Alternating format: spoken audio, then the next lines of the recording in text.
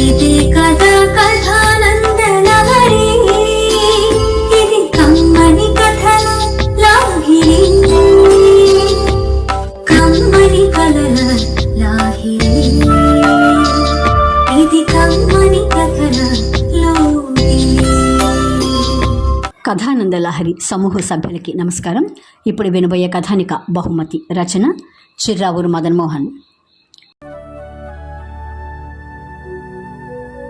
2 జతల బూట్లు 400, సాక్స్ 50 రూపాయలు. 2 పిల్లలకు టెక్స్ట్ బుక్స్కు 300 చొప్పున మొత్తం 600, నోట్ బుక్స్కు ఓ 400, 2 యూనిఫామ్ దాదాపు 400. అదీ కాక స్పెషల్ ఫీజు అంతా కలిపి ఓ 800. ఆ పనికిరాని పుస్తకాలు ముయ్యడానికి ఓ గట్టి క్యాన్వాస్ సంచి, దానికో 300. ఇలా బడ్జెట్ వేసుకుపోతున్నాడు చలపతిరావు. స్కూలు తెరుస్తున్నారంటే గుండె గుభేలమంటుంది. దాదాపు 3000 రూపాయలు కావాలి తనకు. అసలే మధ్యతరగతి చెందిన తనలాంటి వాళ్ళ సంగతికి చెప్పాలా?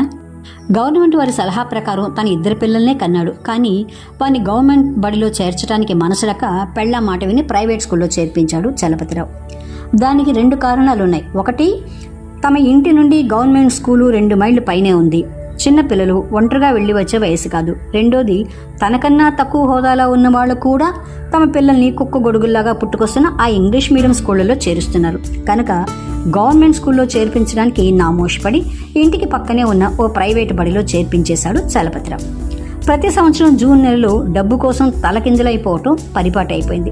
కొద్దో గొప్ప చేసుకున్న పొదుపు కాస్త సెలవుల్లో బంధువుల రాకతోనూ లేక తమ ప్రయాణాల వల్లనూ తరిగిపోతుంది. మధ్యలో 2-3 పెళ్లిళ్లు తగిలి చదివింపులకి మరో ఖర్చు. స్కూళ్లు తెరిస్తే మళ్లీ మొదలు, ఎక్కడ అప్పు చెయ్యాలా అని ఒకటే ఆలోచన. అందరిలాగా అందరి దగ్గర అయిన దానికి కాని దానికి చేతులు చాచే రకం కాదు చలపతిరావు.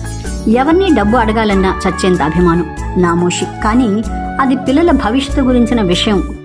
కాస్త రాజీ పడక తప్పదు. పరువు ప్రతిష్ట పట్టుదలకు పోతే పాపం పిల్లలు ఏమైపోతారు? కానీ ఎవరిని అడగాలి, ఏం చెయ్యాలి? ఏమీ పాలుపోవటం లేదు చలపతిరావు. అసలు తన తల్లిదండ్రులకు 8 మంది పిల్లలు, 4 మగ పిల్లలు, 4 ఆడపిల్లలు. ఆ కాలంలో ఆయన చేసిన గుమస్తా పనితోనే అందరినీ చదివించి పెద్దవారిని చేసి అందరికీ పెళ్లిళ్ళు కూడా చేశాడు నాన్న. కానీ అదే విచిత్రమో కానీ ఈరోజు తను తన తండ్రి కన్నా ఎన్నో రెట్లు ఎక్కువ సంపాదిస్తున్నా తను 2 పిల్లల్ని భార్యని తమ అనుకున్న విధంగా సుఖపెట్టలేకపోతున్నాడు. తన భార్యేమో సినిమాలో వచ్చే కొన్ని స్త్రీ పాత్రలాగా అటు ఇటు తెగ ఖర్చు పెట్టే వ్యక్తి కూడా కాదు. కాకపోతే కాస్త నాజుకు మనిషి. నామోషి పడి పొదుపు జోలికి పోదు. అయినా ఆమెను తప్పు పట్టడానికి వీల్లేదు.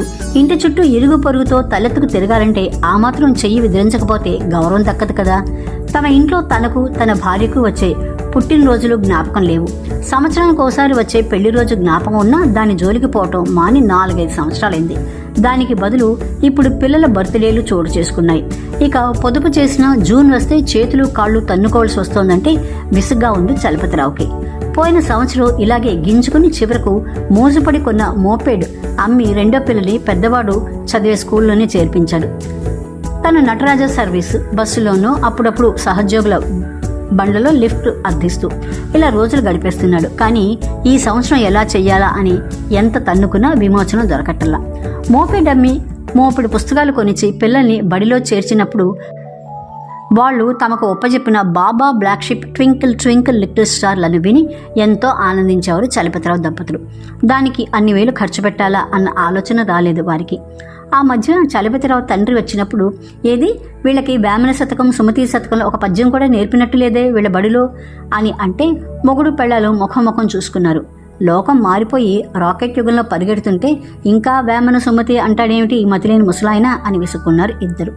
మొన్న వేసవి సెలవులకు వెళ్ళినప్పుడు తన భార్య పిల్లలకు బట్టల కోసం వారి పుట్టింట్లో ఇచ్చిన 1000 రూపాయలు ఉన్నాయి.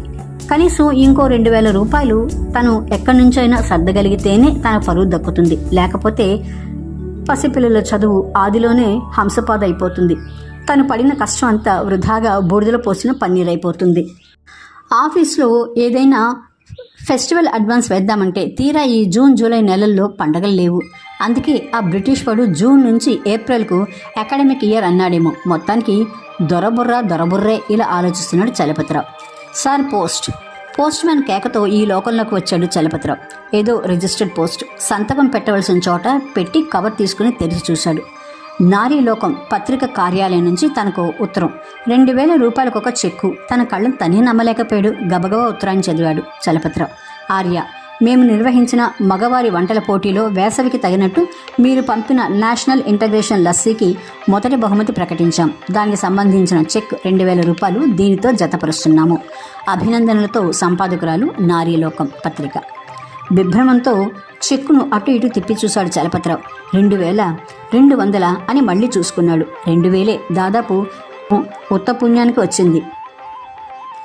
ఆ చెక్కును తీసుకెళ్లి ఎందుకైనా మంచిదని వినాయకుడు, లక్ష్మి, సరస్వతి ఈ ముగ్గురు గ్రూప్ ఫోటోలాగా కూర్చున్న పట్టం ముందు ఉంచి దండం పెట్టాడు చలపతిరావు. అప్పుడు జ్ఞాపకం వచ్చింది 2 నెలల క్రితం జరిగిన సంఘటన. ఆ రోజు ఆదివారం. పిల్లలకి వేసవి సెలవులు ఇవ్వగానే అలవాటు ప్రకారం మొదటి 2-3 వారాలు పుట్టింట్లో గడపడానికి పిల్లలతో వెళ్ళిపోయింది తన భార్య. ఇంట్లో ఒంటరిగా కూర్చొని ఆఫీస్ లైబ్రరీ నుంచి తెచ్చిన వారపత్రికల్ని తిరగేస్తున్నాడు చలపతిరావు. అందులో కనపడింది నారీలోకం వారపత్రిక. అందులోని ప్రకటన, మగవారికి ప్రత్యేకం వంటల పోటీ. అతి నూతనంగా పొయ్యి మీద వండకుండా వేసవికి సరిపోయే రెడీమేడ్ రెసిపీకి మొదటి బహుమతి 2000 రూపాయలు, రెండవ బహుమతికి 1000 రూపాయలు, మూడవ బహుమతి 500, ఆ పైన కన్సలేషన్. ఇంకా ఎన్నో వివరాలున్నాయి అందులో. చలపతిరావు మనసులో ఒక చిలిపి ఆలోచన తట్టింది. ఆ మధ్య తన స్నేహితునితో ఒక లస్సీ బార్లో లస్సీ తాగితే లస్సీలో మీగడకు బదులు వారి కొట్లో మిగిలిపోయిన బాసుంది కలిపి ఇచ్చాడు. అది జ్ఞాపకం వచ్చింది. వెంటనే ఓ కాగితం కలం తీసుకుని ఇలా రాయటం మొదలుపెట్టాడు. పంజాబ్లో అందరూ మక్కువతో తాగే తీపి లస్సీని మీగడకు బదులు కలకత్తాలో అందరూ అతి మక్కువతో తినే రసగుల్లాను 4గా కోసి వెయ్యాలి. దానిపై కాశ్మీరంలో దొరికే కుంకుమ పువ్వును ఒక చిటికడి వేసి ఇంటికి వచ్చిన అతిథులకి ఇస్తే అద్భుతంగా ఉంటుంది. ఒకవేళ ఆ వచ్చిన వారిలో ఎవరైనా డయాబెటీస్ వారైతే లస్సీలో పంచదారకు బదులు ఉప్పు వేసి రసగుల్లాకు బదులు మన ఆంధ్రదేశపు ఆవడను 4 ముక్కలుగా తరిగి అదే కుంకుమ పువ్వుతో ఇస్తే రుచిగా ఉంటుంది. పై 2 చోట్ల మామూలు లస్సీకి లాగా స్ట్రా ఇవ్వకుండా రసగుల్లా ముక్కలు, ఆవడ ముక్కలు తినటానికి వీలుగా స్పూన్ను ఇవ్వాలి. వీటిని విడివిడిగా ఉండవలసిన పని లేదు. రసగుల్లాలు, ఆవడలు పెరుగుకొని ఇంట్లో ఉన్న ఉప్పు, పంచదారలతో అతి చౌకగా చేసుకోవచ్చు. ఇలా పశ్చిమ, తూర్పు, ఉత్తర, దక్షిణ ప్రాంతాలలో దొరికే వస్తువులతో చేయటం వల్ల దీనికి జాతీయ సమైక్యత లస్సీ అంటున్నాను. దీన్ని పొయ్యి, స్టవ్ లేని బ్రహ్మచారులు కూడా తమ గదులలో చేసుకోవచ్చు అని బరికి ఒక కవర్లో అడ్రస్ రాసి మగవారి వంట పోటీ నారీలోకం వారపత్రికకు పంపాడు. దానికి ఈరోజు మొదటి బహుమతిగా వచ్చిన చెక్కు చెదరిని ఆ చెక్కును తీసుకుని ఆనందంగా బ్యాంకు వైపుకు నడిచాడు మధ్యతరగతి మానవుడు చలపతిరావు. ఈ సంవత్సరం పిల్లల స్కూలు గొడవ గట్టెక్కినందుకు ఆ జాతీయ సమైక్యత లస్సీకి ఆ ఆలోచన కలిగించిన ఆ లస్సీ బార్ అతనికి కృతజ్ఞతలు తెలుపుకుంటూ. కథానిక బహుమతి రచన చిర్రావూరు మదన్మోహన్.